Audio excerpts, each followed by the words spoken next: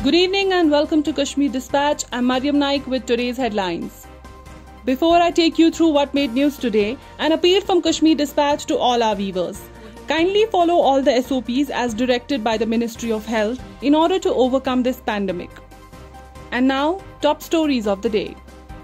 Breaking news coming in: 4,926 fresh COVID-19 cases in Jammu and Kashmir, the highest so far since the pandemic started. Among these cases, 1,685 were from Jammu and 3,241 from Kashmir Division. Jammu and Kashmir reports 34 deaths from Jammu Division and 18 from Kashmir Valley in the last 24 hours. Government establishes NIT Srinagar, SKIMS and JVC Bemina as triage centers. These centers shall work as first contact point for patients in Srinagar, says Divisional Commissioner P.K. Pol. He asked CMOs of other districts to establish similar triage centers. Divisional Commissioner P.K. Pol asks district heads to conduct fire safety, power supply and mechanical systems audit of COVID-19 hospitals and COVID care centers in Kashmir. He directs respected district admins to submit report within a week.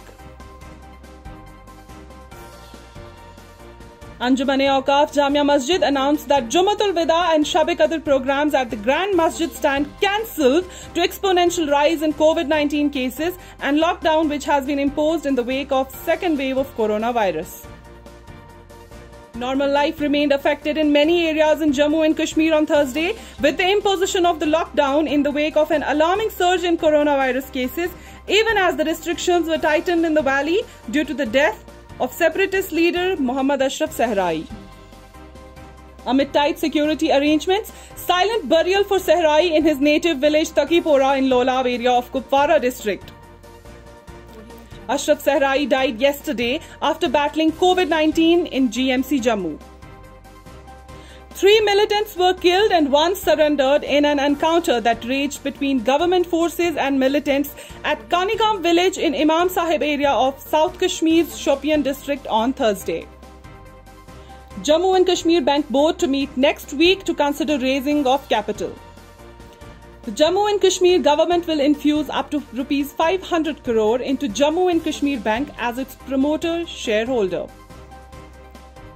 A motorcyclist was killed while another injured after they were hit by a speedy tipper at Shiri area of North Kashmir's Baramulla.